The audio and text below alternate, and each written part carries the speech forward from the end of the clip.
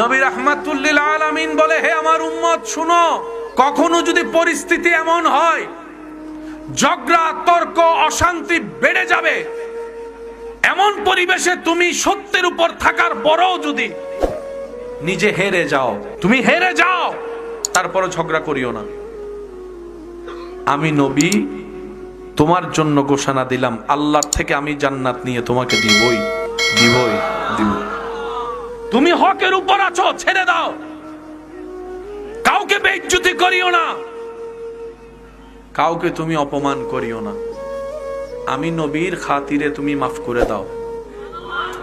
এতে যদি তোমার ইজ্জত কমে, হাসরে এসে আমার থেকে ইজ্জত নিয়ে নিও। এর উপর আর কোনো কথা আছে? এই হাদিসটা যদি আমরা মানি, ভাই ভাইয়ের জামিলা, বাপজাদার জামিলা, রেখে লাভ কি এই জমিন? সেই জমিনের কারণে এক মার পেটের ভাই যদি এক টেবিলে বসতে না পারে, এই জমিন থাকার চাইতে না থাকার ভালো। ওই জমিন দিয়ে কি করব? যে জমিনের মালিকানা বাপ থাকতেই সন্তানেরা মনে মনে দোয়া করে, বুড়া মরে গেলে তো মালিকানা আমার নামে চলে আসবে। এই সম্পত্তি থেকে লাভ কি ভাই?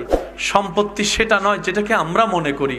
মনে রাখবেন, আসল সম্পত্তিকে একটা মা বাবার জন্য আউওয়ালাদিন সালিহিন ইয়াদউ লাহু, আসল সম্পদ হচ্ছে একটা নেককার সন্তান।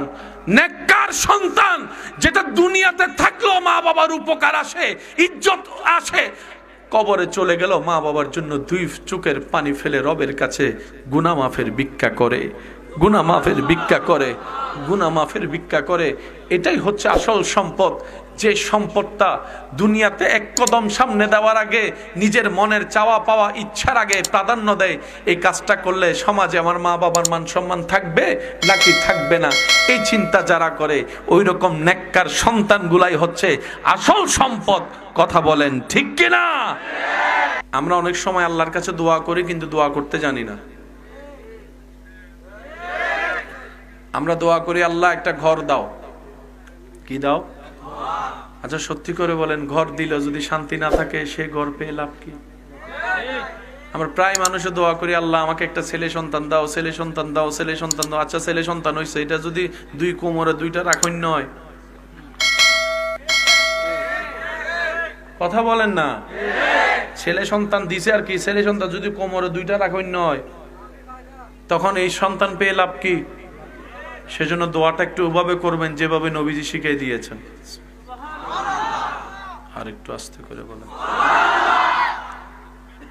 দোয়া করার সময় বলবেন, আল্লাহ একটা ঘর দাও, শান্তির ঘর দাও। এবার তুমি যা দাও, 5 তালা দিলে দাও, কুডে ঘর দিলে দাও, টিনের চাল দিলে দাও, ঘর দাও যেটাতে মাথা আমি গুছাতে পারবো, কিন্তু ঘরটা হবে শান্তির। যখন ঘরটা শান্তির রব কবুল করে নিবে, ওই ঘরের ভিতরে যারা থাকবে সবার ব্রেন মন এমনি শান্তির হয়ে যাবে। আল্লাহ আমাকে একটা সন্তান দাও, নেককার সন্তান। কি সন্তান? জোরে বলেন, কি সন্তান? নেককার কি দাও? সন্তান দাও। বলেন, নেককার কি দাও? এবার সন্তান, এটা ছেলে হোক মেয়ে হোক, তোমার ইচ্ছা, তোমার ব্যাপার। মেয়েদেরকে এত ছোট করে দেখার কিছু নেই, মেয়েরা ছোট দেখার কিছু নেই।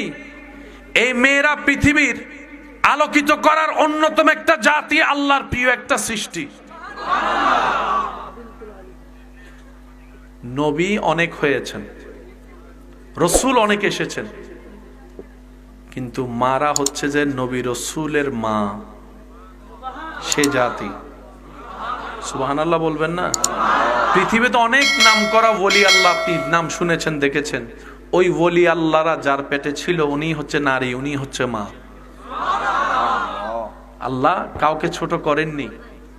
আমরা আমাদের বুঝার ক্ষেত্রে ভুল বুঝার কারণে আমরা ছোট মনে করি। আল্লাহ তাআলা আমাদের সবাইকে ইসলাম বুঝার, আমল করার তৌফিক দান করুন।